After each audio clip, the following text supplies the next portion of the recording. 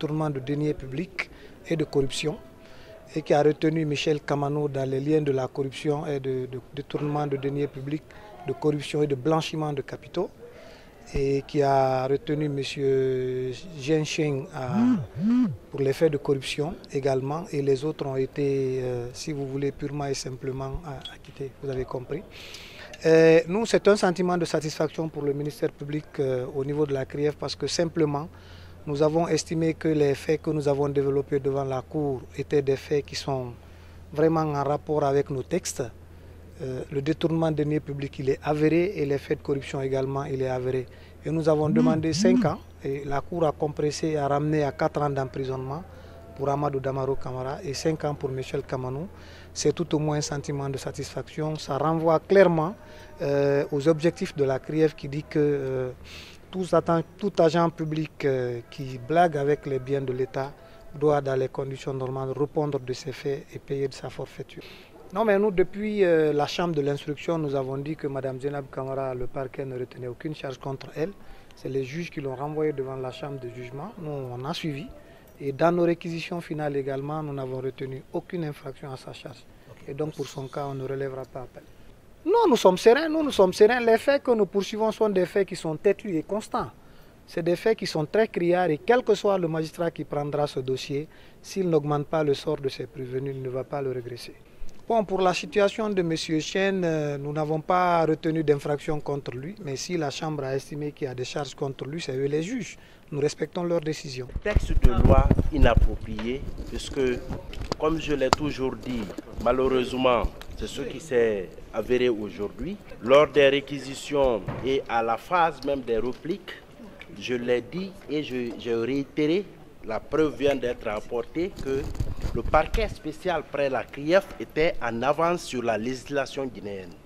De sorte qu'on ne saurait faire état des choses qui ne sont pas dans notre arsenal juridique.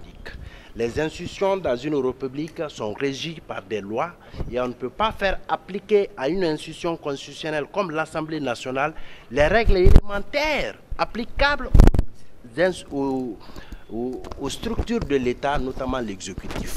En fait, nous pensons qu'il s'agit d'une confusion et d'un manque de compréhension, et cela sera redressé et rectifié en cause d'appel, puisque en réalité, il n'y a aucun élément sur la base desquels on pouvait retenir M. Amadou Damaro Camara pour des faits de détournement ou de corruption. Mais vous pensez que et si vous prenez même la décision concernant l'infraction de corruption, la Cour n'a pas retenu le fait pour M. Amadou Damaro Camara de recevoir ou d'accepter de recevoir ou de faire ou de ne pas faire un quelconque acte relevant de ses prérogatives, mais plutôt la Cour a fait application des dispositions de l'article 52 qui dit que le fait de ne pas respecter une règle de procédure est assimilé à la corruption. Mais ça, c'est que, à mon sens, le français même et même les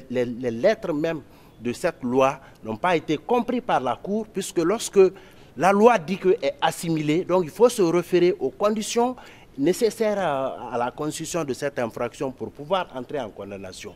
Mais si on dit simplement c'est assimilé, ça ne veut pas dire que cela est constitutif de corruption. Mais c'est assimilé, c'est considéré. Donc quand c'est considéré, l'infraction doit être établie. Mais ça, le débat là se fera en cause d'appel, et nous osons croire que la Cour, devant la Chambre des appels, sera redressée dans l'intérêt de la justice guinéenne. M. Amadou Damaro Camara, malheureusement, est en détention depuis le 27 avril 2022. Et il est le seul, paradoxalement. Mais il est en prison, il n'est pas libre de ses mouvements. Il est en détention. Il est en détention. Mais il réside à l'hôtel. Il ne réside pas. M. Amadou Damaro Camara est en détention. M. Amadou Damaro Camara est en détention. Non, nous n'avons pas. Il n'y a pas à rester combien de temps. Mais ça, c'est une décision qui ne peut pas résister aux motifs d'appel qui seront développés devant la Chambre des appels. Ça, c'est évident. En tout cas, si c'est pour le triomphe du droit, l'application correcte de la loi, ça, nous n'avons aucun souci, aucun problème. Et c'est pourquoi nous on se réjouit. D'une part, lorsque en sa qualité de haut cadre de ce pays, lorsque la Cour estime qu'il n'a obtenu aucun profit, il n'a retenu aucun profit, non seulement dans l'utilisation de ce fonds, mais également dans l'octroi de ce marché. Ça, c'est un honneur.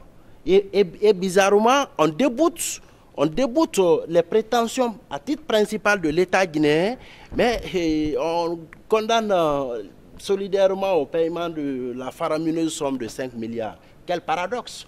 Mais nous sommes à l'aise et nous sommes confiants devant la Chambre des appels et la bataille continue. Et le droit sera. Non, il y a tellement de victoires, mais c'est que en réalité, il devait rentrer libre et relaxé de tous ces chefs de prévention pour lesquels il était poursuivi. Si c'est au regard des éléments du dossier. De quoi il s'agit? On ne doit pas plaider et rendre des décisions en dehors du dossier. Et nous saurons faire dire le droit dans cette procédure en cause d'appel.